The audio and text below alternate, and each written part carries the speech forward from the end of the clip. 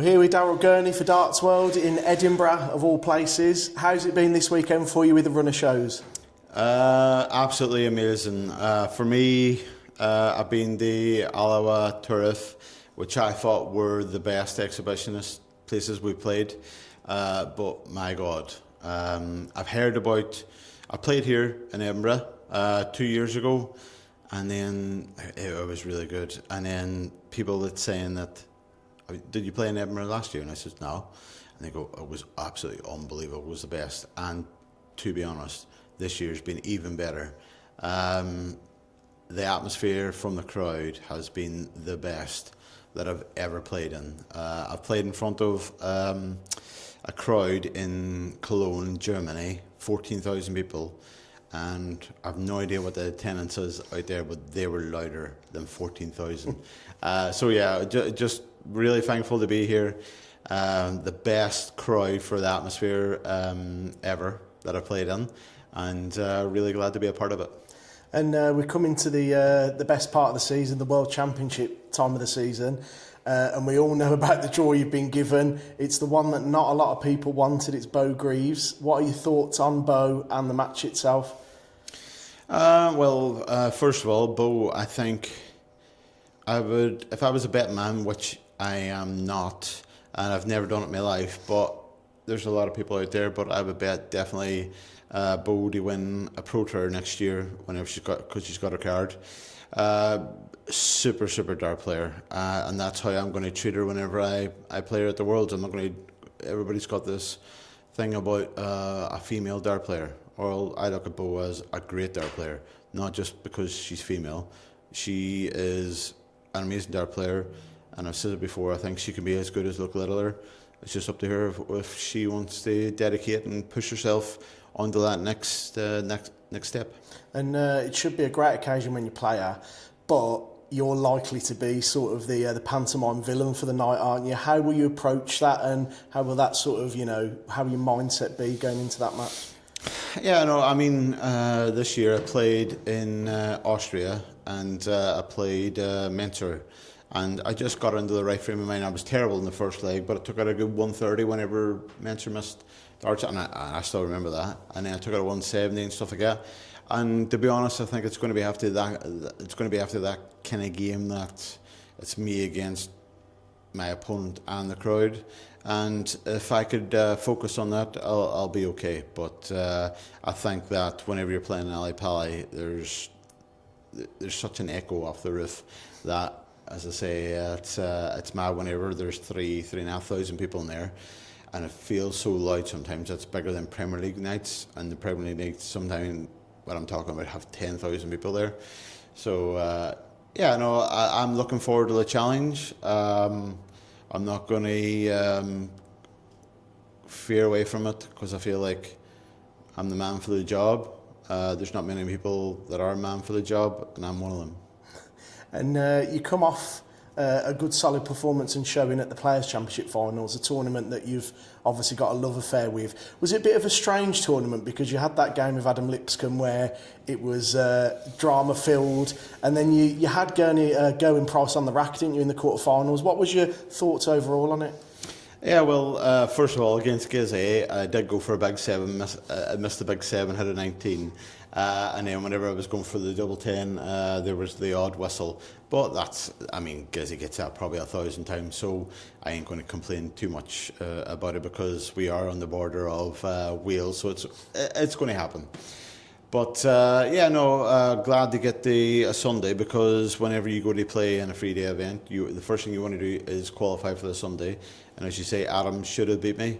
There was a couple of good finishes I took out. There was a 92 and 2 double 18s. There's a 136 whenever he was sitting in 48 or a double. Just stuff like that made me hang in, but don't get me wrong, he still missed 10, 11 darts to beat me. 9-all. Could I predict that I was going to do an 11 darter to beat him? Nah, and then at the same time I'm thinking, why don't you just start off like that and then finish like that? But just thankful to get to the Sunday, and you always got to have a bit of luck, and I used all my luck against Adam, and whenever I missed that 39 finish, at 6'5" up against Gizzy, hitting the big 19 instead of the 7. Yeah, I used all my lives. And again, like I say, focus turns to the World Championship. Your experience in the sport now is vast, isn't it? You've been there, seen it, done it. What is your expectations going into this World Championship after the year that you've had winning the World Cup and, solid year overall? Yeah, no, I feel like I'm struggling a wee bit with my technique, with the way my darts were sitting on the board. I feel like I've adjusted that just over last weekend and this weekend. So I'm actually, every time I play now, I'm building confidence on that the darts are actually sitting the way I want them to sit, not flat, and then it's really hard to work around them. So that's given me confidence, because I feel like that's my old self, because I'm hitting more 180s now in the last 2 weeks than I have probably in the last 6-7 months. So I can just take that positivity and confidence into the Worlds. I feel like I'll be hard to beat. Should it be against Bo or whoever, going to definitely give Bo the respect she deserves, because she is a world champion, and she definitely is. And it's not like I think she is. Everybody else will tell you that she's the best woman dart player there's ever been, and deservedly so, because she is that good. And I had a nice wee practice with her, a nice wee talk with her at the Grand Slam, and we actually swapped darts, and the first 3 darts she threw with my darts was a 180, and I think I backed her up with an 85. So yeah, I just gave her that one. No, looking forward to it. As I say, I'm not going to be too stressed out about it. You know me, whatever comes my way, comes my way. But I'll be, after next week, when I've done a couple of exhibitions, I'll be fully focused on the World Championships and putting on a lot of practice and a lot of hours to make sure that I'm ready 100%, because if I don't, I'm going to get hammered.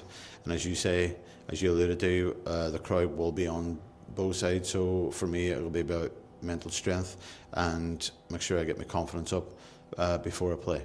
And with £1 million up for grabs this year, is it as lucrative as ever, and is the game as good as it's ever been, if not better?